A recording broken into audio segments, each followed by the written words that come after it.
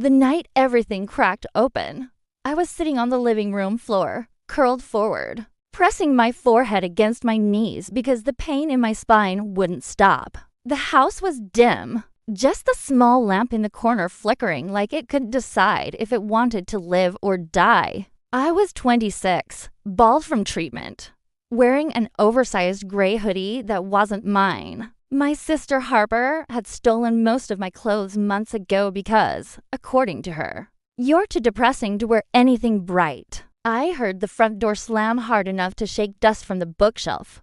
Mom walked in first, her perfume clouding the air, sharp, floral, suffocating. Dad followed behind her, carrying a plastic pharmacy bag. For a second, my chest loosened. My prescription was due today. The pain relief pills were the only thing that made nights bearable. Mom looked down at me sitting on the floor and shook her head like I was a stain. "You really can't sit in a chair like a normal person." I swallowed. It hurts to sit upright. Dad snorted. "Everything hurts with you." He tossed the pharmacy bag onto the table, and my breath caught until I noticed it felt too light. Almost empty. My heart punched the inside of my chest. "Where's the refill?" I whispered. Mom rolled her eyes and walked past me toward the kitchen. "Relax. We handled it." "Handled what?" She opened the fridge, moved aside a cake box with pink lettering, and said, "We returned the meds, got the money back." My brain went silent for a second. Return my meds? I pulled myself off the floor using the arm of the sofa to stand. My body felt like it was made of glass, but adrenaline made me steady. "You returned them?" My voice cracked. "Why?" Dad shrugged like this was the weather. "Your sister's birthday party is Saturday. The decorator raised her prices. We needed the extra cash." My stomach turned so hard I thought I would puke. "You used my pain meds money for Harper's party." Dad didn't even look at me. "She's worth celebrating. You're just existing." Mom shut the fridge and leaned against the counter, arms folded, expression bored. "The doctor already gave you plenty of pills last month. You don't need more." "I do." I said louder than I meant to. "They barely last. I can't sleep. I can't eat. Mom waved her hand through the air, slicing my sentence in half. "Stop being dramatic. You're not the only one in this house." "I'm not being dramatic." I whispered. "I'm in pain." She laughed lightly. "You've been in pain since you were born. We're used to it." Something inside me twisted, sharp and cold. Dad walked over to the cake box and peeled the lid back. "You're going to sit in your room during the party, right? We don't need guests asking about your situation." I stared at him. "You mean my cancer?" "Don't say it out loud at the table," he snapped. "It kills the mood." A trembling heat climbed up my throat. "I need those meds, please." "You live," Dad said. "Harper, on the other hand, needs her day to be perfect. She deserves one good thing." Mom raised her eyebrows. "Besides, if the pain gets too bad, take a hot shower." That's what normal people do. Normal people. I felt my nails digging into my palms, carving half moons into my skin. My vision blurred around the edges. "What did you tell the pharmacist?"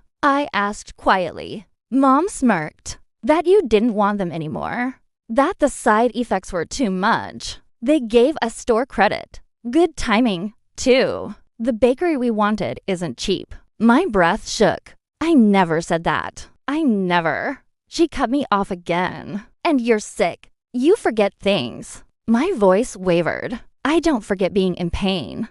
Dad clapped his hands once, loud and sharp enough. "Harper's coming home any minute.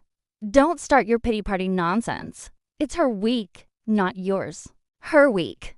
My parents treated my sister like the sun and me like old paint peeling in the shade. Harper always got the best clothes, best room, best treatment, best everything. I didn't even get breathable air without asking for permission. The front door opened again. Harper strutted in wearing a fur-lined jacket, perfectly straightened blonde hair bouncing around her shoulders. Her makeup flawless like she wasn't even part of this family. She saw me and frowned immediately. Ugh, why are you standing? It's creepy when you just hover like that. I swallowed hard. I thought Mom and Dad got my refill. She blinked, confused. Then she turned to our parents. Wait, did you seriously use her cancer money from my party? She didn't sound horrified. She sounded flattered. Dad smiled proudly. Of course we did. You deserve it. Honey, this party is important. College friends coming. Influencers, that DJ you like. She squealed. Yes, thank you. I stared at her, my mouth dry. Harper, you know I need them. She shrugged. You'll be fine. You always are. Plus, she leaned in, whispering near my ear. Hurting is kind of your thing. My knees nearly buckled. Mom set the cake on the counter and clapped her hands softly. Okay, everyone, party prep. And you? She pointed at me. Go to your room. Rest or whatever it is you do. I stood frozen. You really don't care. Dad turned around slowly. Care about what? Your feelings. Your pain. He scoffed. You're lucky we even let you stay here. Harper brings pride to this family. You bring medical bills.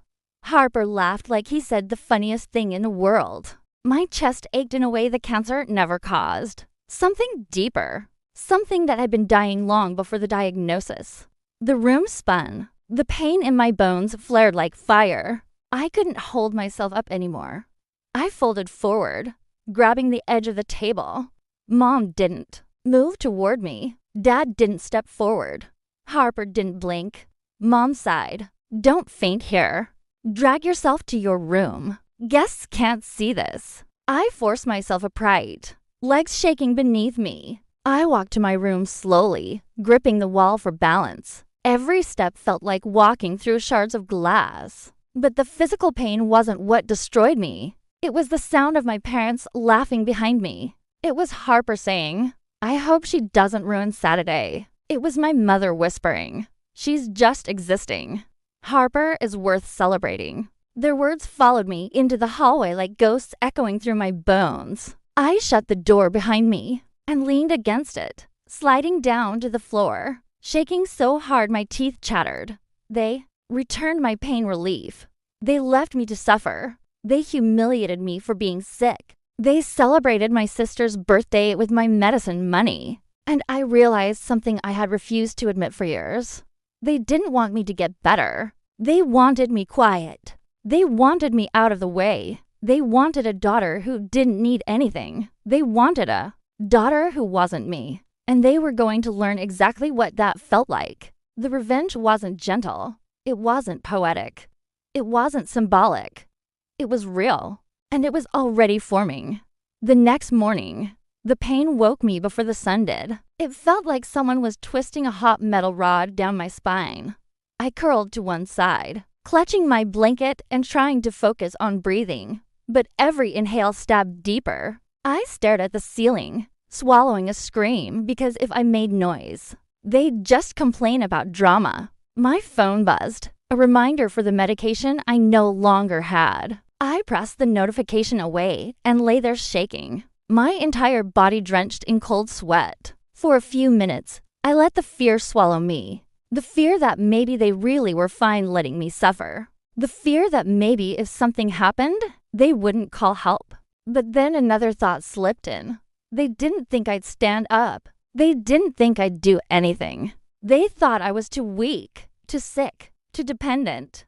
They forgot something important. Sick doesn't mean stupid. By noon, I managed to pull myself together enough to walk down the hallway. The house already smelled like frosting and cheap perfume. I stepped into the kitchen, gripping the counter for balance. Mom glanced at me, irritated. You're still pale. You should stay in your room. I need to talk to you, I said, voice low. Dad didn't look up from blowing balloons. If it's about the meds, drop it. We're done discussing that. Harper was at the dining table painting signs that said Harper's celebration weekend. She didn't even turn around. I swallowed, tasting bitterness. You know I could end up in the hospital without that prescription. Mom scoffed. Oh, please. You'll be fine. You always bounce back. Stop acting like it's the end of the world. Dad chimed in without emotion. If you scare guests on Saturday, you're staying in the garage. Garage? Like a pet? They didn't want people to see. My chest tightened. Why are you doing this to me? Harper finally turned, lips curled in amusement. Because everything isn't about you. It's literally my birthday week. Can you not ruin it? I stared at her. You're not even concerned. Concerned about what? She said. Your discomfort. She said the word like it was something I made up. Dad pointed a balloon stick at me. Do not raise your voice. Not today. Focus on resting so you don't look sick in front of people. I am sick, I whispered. Mom slammed. The drawer shut. And we're sick of hearing about it. God, you're exhausting. The room went blurry. Their cruelty wasn't new, but it had never been this loud, this proud, this together. They were a team, and I was the enemy. Dad pulled out an envelope and set it on the counter. Harper's gift list. We need to pick up the last items. Give me your debit card. I blinked. What? You heard me. You're not using it. You barely leave the house. I stepped back. I'm not giving you my card. Absolutely not. Mom rolled her eyes so dramatically I thought she'd fall backward. Don't start this again. You're living under our roof, eating our food. The least you can do is contribute to your sister's day. My medical bills. Dad cut me off sharply. You're not the only one suffering in this house. Harper feels stressed, too. Do you want her to have a meltdown? I felt the room tilt. A meltdown?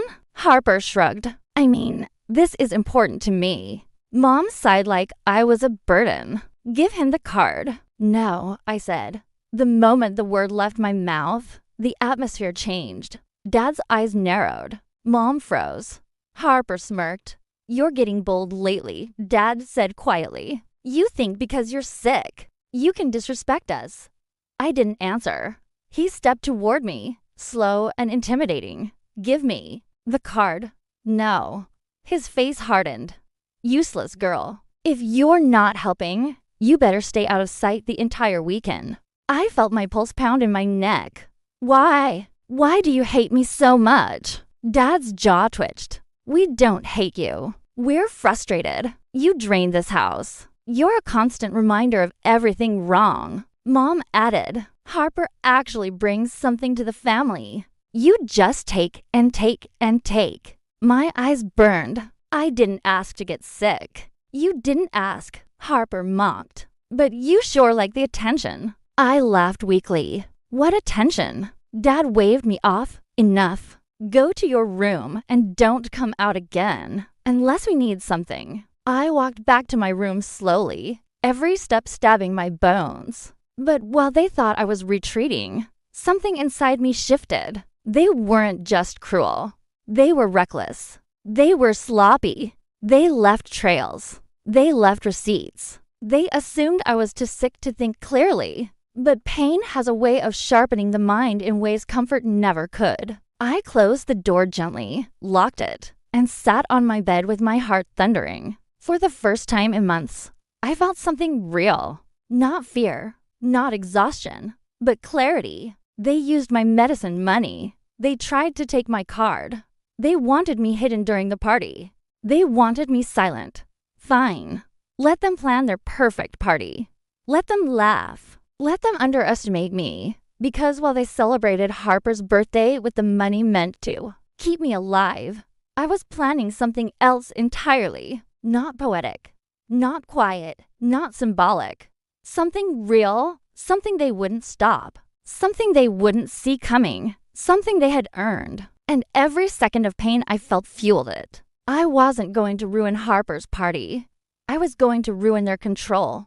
The morning of Harper's birthday, I woke up before anyone else. The house was quiet except for the hum of the heater and the distant noise of Mama's early cooking. My body was aching, sore from a night without real pain relief. But my mind was clear. I grabbed my backpack and the folder I had prepared the night before filled with bank printouts, bottle return records, and the pharmacy's stamped refund slip under my name. All proof of exactly what they did. I walked into the kitchen.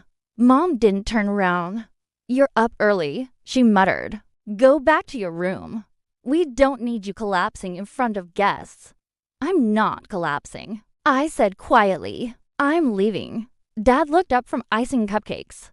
"Leaving to where?" "Somewhere I'm actually allowed to exist," I said. Mom scoffed. "Don't be dramatic. You can't go anywhere without us. You can barely walk some days."